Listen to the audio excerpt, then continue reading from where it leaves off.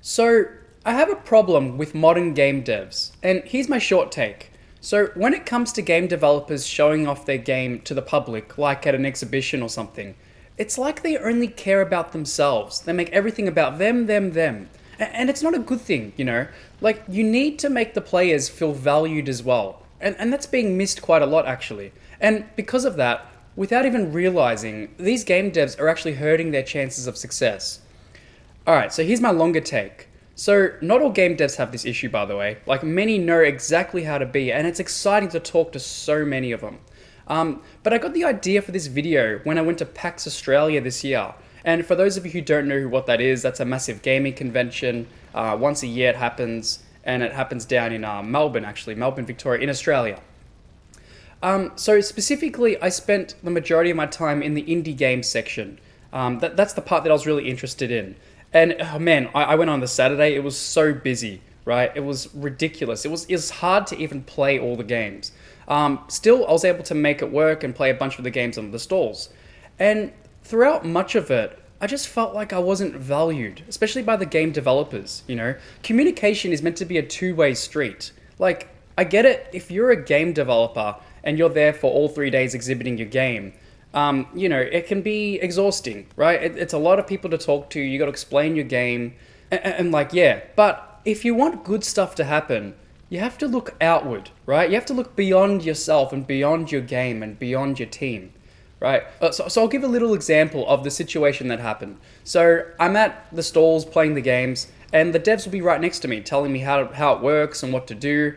And a lot of the time over-explaining the game, like really over-explaining it, you know, to the point where it's so confusing and it's just information overload, which I'm actually going to talk about in a future video, because we need to solve that problem too. It's not a great way to market your game. But anyway, so eventually you get to the point where you finish playing the game and you get to the point where you talk about the future. You know, you ask them like, so what's going to happen in the future of the game? Like, and they'll come back and they'll say like, oh, wish list on Steam, or we have a demo on Steam. And especially if they have a demo, that would be like, oh, great, that's amazing, you know? I would then, so then I'd follow up a little about myself and I'd be like, oh yeah, I have a YouTube channel where I talk about the state of the games industry, helping developers not get taken advantage of. And I also play indie games on my live stream. I'd love to play a game on my stream sometime. If I said that to you, if you were the developer and I said that to you, what would you say back? So out of like the 30 devs that I spoke to, maybe 2 or 3 of them replied with, oh, that's awesome, what's your channel called? I'd love for you to do that for me. And that makes all the difference, you know. I put the effort to invest into hearing your story. It should be reciprocated, but it usually wasn't. And for like pretty much every other dev, just oh yeah, cool. Yeah, so anyways, my game this and my game that, I want to do this and I want to do that. Alright, I see how it is, you know. Mind you, funny enough, these are probably the same people that would say, oh, marketing is so hard, it's just really difficult to promote an indie game these days. Well, yeah, it is, but you're not making it easy for yourself either. You know, if you want people to care about you, you have to care about other people. Remember that. While a conversation is happening, always think how you can spin your response to make the person you're talking to feel valued, right? The best way of doing that is I scratch your back, you scratch mine type thing. I mean, when was the last time you saw a game developer doing this, you know? Like, another example, right? Like, you'll get the occasional game that would have, like, a leaderboard, you know, like a top score system, and, like, they jot that down, like, who's got the highest score for the day. But I don't see any developers doing things like having, like, you know, a prize, you know, like, if that person gets first for the day, they get some sort of prize or a small amount of money, you know? I scratch your back, you scratch mine. You play my game, and I give you the opportunity to win something nice. You know, if you ever exhibit at a gaming convention, this hack will pretty much guarantee you get return players. You'll get a lot of new players too, but the return players is what's actually really interesting. It happened to me when I exhibited a couple of years ago with Wavecade. You'll get people that would play the game, you know, when PAX opened at like 10:30 or 11 or whatever, and then they'll be back at 3:34 because, you know, they've played all the games and they see that someone else has beaten their score and they feel like, well, you know, let's give this a second go. And a lot of the times they would actually beat the actual high score, and then the cycle repeats. You had like a little bit of a friendly competition going on. It drives up interest in your game. And not only that, if they return to have a second play, that means they're already more likely to grab your game once they leave PAX and when they go home, to play the demo or to even buy it. But back to the networking thing with the whole two-way communication thing.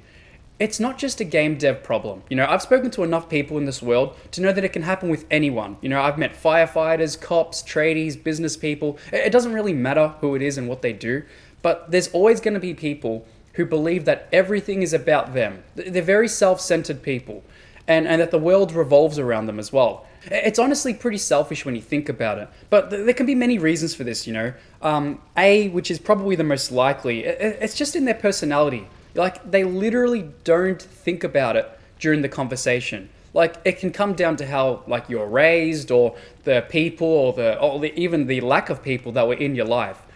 And I find that most of the time, it's not really their fault, right? But B, which is a different reason, when it is their fault, you find that some people just have real ego complexes, where they think they're just better than everyone else, which I'd argue is worse, because it's harder to unlearn that. And it's probably much easier to learn how to make your communication more two-way. But that's something that I saw a lot at PAX. A lot of people feel like their game is going to be successful just because they're showing it off. And we'll see. Some of the time, no matter how you treat other people, people might just love the product that much that it doesn't matter. But most of the time, you really need to make the players feel valued. And a third reason, option C, is, what do you think? See what I did there? That's the exact point I'm trying to make. I'm actually trying to make it about you right now, because I value your time and your opinions, and it gives me pleasure to have the opportunity to speak to you, because you actually matter to me, but also the other people that are listening too. It's not just when you write a comment on a video that I'm the only one that sees it. You're going to have plenty of other people that are listening as well, see it as well. It's exponential how well you can help someone. I will say though, this issue sort of naturally corrects itself individually. Those who make everything about themselves are probably more likely to fail in the games industry.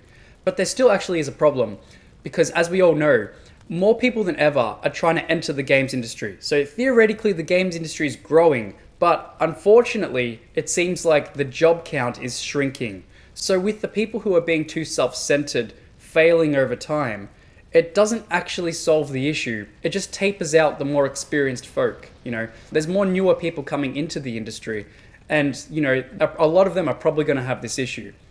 And it's sad, because it's a big reality check. There's just not enough work to go around right now. The majority of people will probably have to move on to somewhere else, to some other industry. I'm not being a Debbie Downer, but that's just what I think. And it's a similar opinion. Like when I speak to my community on Discord, it seems to be a shared sentiment that, I don't think I've really heard anyone say that, getting a job in the games industry is easy. It's really, really tough. If you're one of those people, write a comment, let me know. So essentially, that's why it would be wise to take notice of your conversations. You know what you could do? Pretend as if you're actually a third party listening in. How would this conversation sound for them? Because who knows who you're talking to, right? What if you're speaking to some head of recruitment for some indie or AAA studio? If you never ask about them, how would you know? Opportunities could be lost so easily. I'm not saying that opportunity in itself is rare, to have someone that can actually has some power in the industry that will talk to you and approach you at your stall. But still, why give yourself a 0% chance, right? And one more quick final point before I go. This problem is also on game dev YouTube. When you have those YouTube creators who are making their own game and trying to make it work for themselves.